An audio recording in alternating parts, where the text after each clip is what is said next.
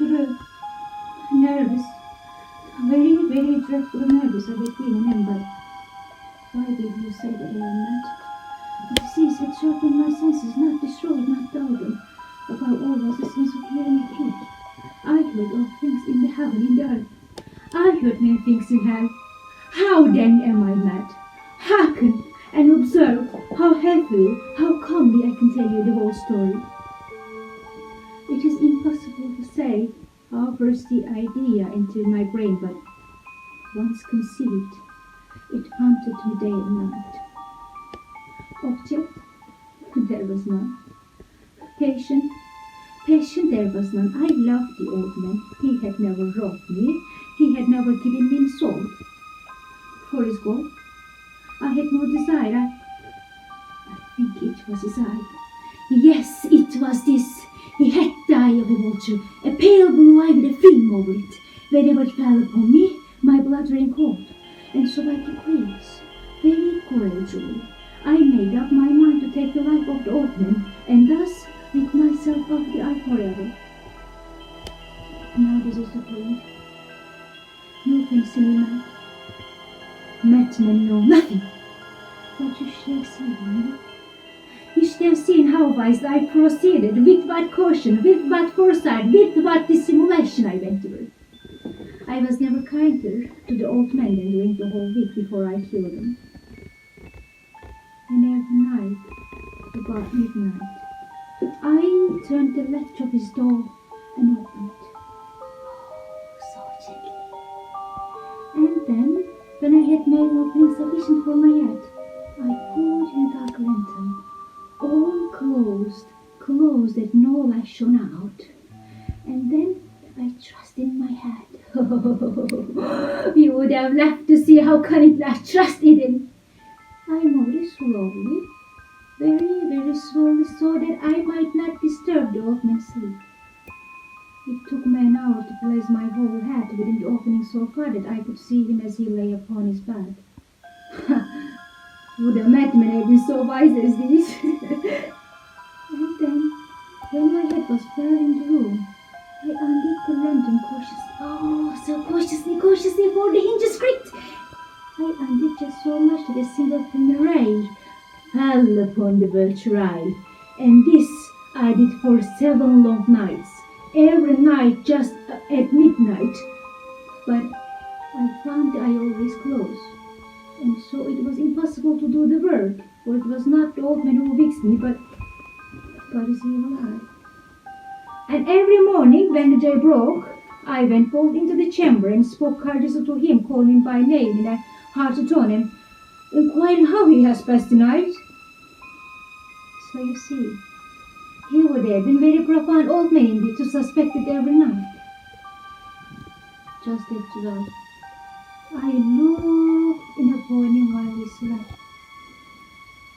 Upon the 8th night, I was more than usually cautious in opening the door. I was many times more quicker than with mine.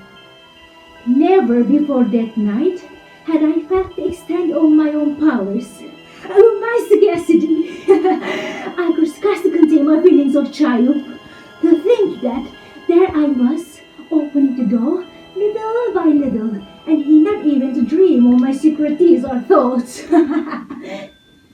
I fairly chuckled at the idea. Perhaps he heard me, for he moved on the bed suddenly, as if startled.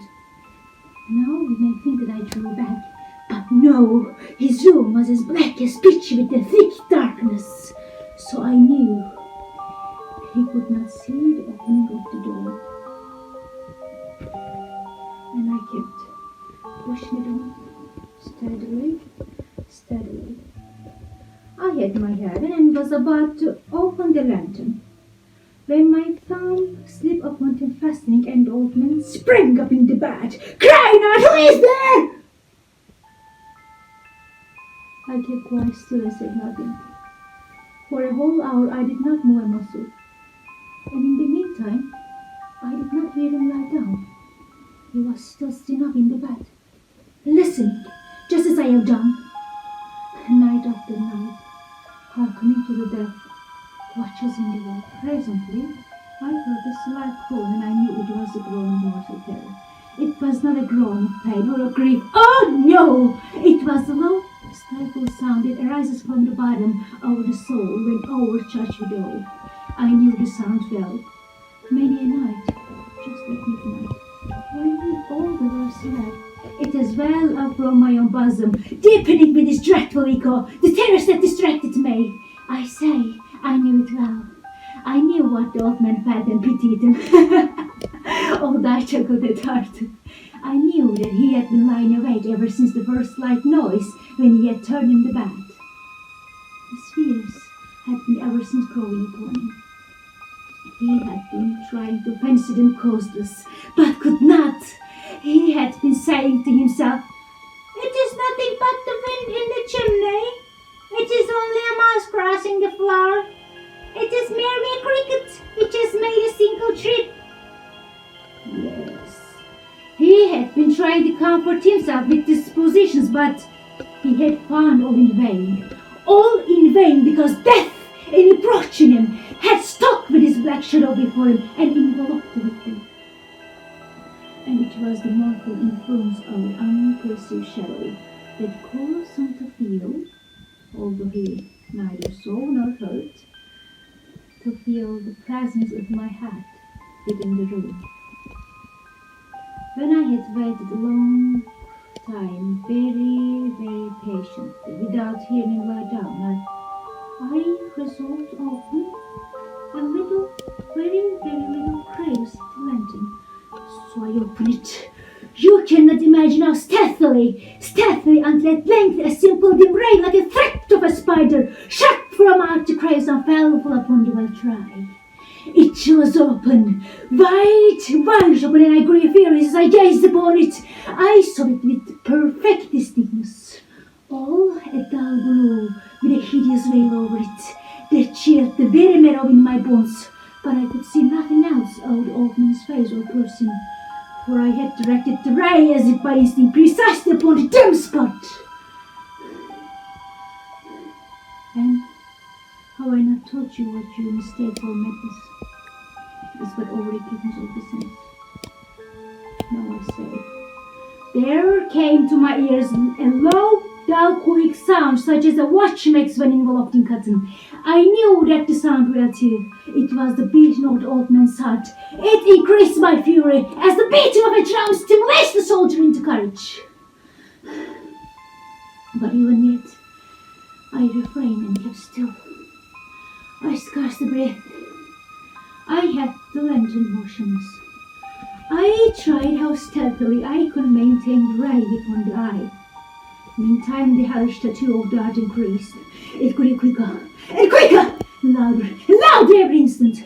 The ultimate terror must have been extreme. It grew louder. I say louder every moment. Do you mark me well? I have told you that I am nervous. So I am. And now, at the dead hour of the night, amid the dreadful silence of that old house, so strange a noise as this excited me to uncomfortable terror! Yet, for some many minutes longer, I refrained and stood still. But the beating grew louder, louder! I thought the heart must burst! And now, a new anxiety seized me. The sound would be heard by a neighbor. The old man saw it come. With a loud yell, I threw upon the lantern and leaped into the room. He shrieked once only. In an instant, I dragged him to the floor and pulled the heavy bat over him.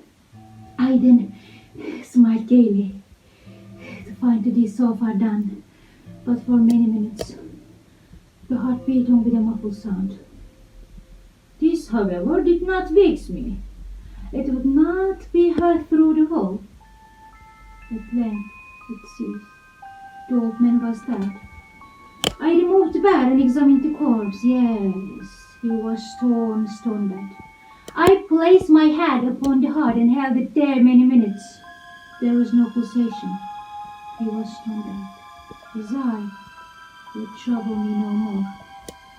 If you still think me mad, you will think so no longer when I describe the wise precautions I took for the concealment of the body. The night waned, and I woke asleep but in silence. First of all, I dismembered the corpse. I cut off the head and the arms and the legs. I then took up 3 planks from the flooring of the chamber and deposited all between the scantlings. I then replaced the book so cunningly, so cleverly that no human eye, not even his, could have detected anything wrong. There was nothing to wash out, no stain of any kind, no blood spot whatever. I had been too aware for that. A tongue had cuddled. When I had made an end of these labors, it was 4 o'clock, still dark as midnight. As the bell sounded the hour, there came a knocking at the street door. I went down to open it with a light heart. For what had I now to fear? There entered 3 men who introduced themselves with perfect suavity as officers of the police. Usher had been heard by a neighbor during the night. Suspicion of the foul play had been aroused. Information had been lodged at the police office, and they, the officers, had been deputed to search the premises. I smiled. For what had I to fear? I bade the gentleman welcome. The shriek, I said, was my own in a dream. The old man I mentioned was absent in the country. I took my visitors all over the house. I bade them search well. I led them at length to his chamber. I showed them his treasures, secure, undisturbed. In the enthusiasm of my confidence, I brought chairs into the room and desired them here to rest from their fatigues, while I myself, in the wild audacity of my perfect triumph, placed my own seat upon the very spot beneath which reposed the corpse of the victim. The officers were satisfied. My manner had convinced them. I singularly at ease. They silent while I answered cheerily. They chatted familiar things. But ere long, I felt myself getting pale and wished them gone. My head ached and I fancied a ringing in my ears, but still they sighed and still chatted. The ringing became more distinct. It continued and became more distinct.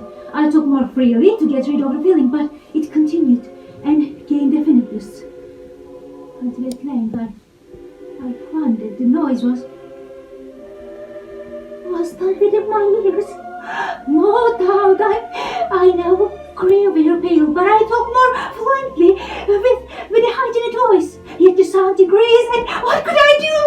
It was a low, dull, quick sound, much such a sound as which makes enveloped in cotton. I gazed for a breath, and yet the officers heard not. I talked more quickly, more vehemently, but the noise steadily increased. I rose and I beat about the trifles in high key and with violent gesticulations, but the noise steadily increased. Why would they not be gone? I paced the floor to and fro with heavy strides, as excited by the fury, by the observation of the men. But the next suddenly increased. Oh, but what could I do? I foamed, I raved, I swore, I smote the chair upon which I had been sitting, and grated upon the boards, but the noise rose overall and continually increased. It grew louder. Still the men chatted pleasantly and smiled. Was it possible they heard not? Almighty God, no, they heard, they suspected, they knew, they were making a mockery of my horror. This I thought, and this I think, but anything was better than this agony. Anything was more tolerable than this derision. I could bear those hypocritical smiles no longer. I felt that I must scream, or die, again, louder! I shrieked in the lanes. This happened no more. I admit the deed. Tear up the place!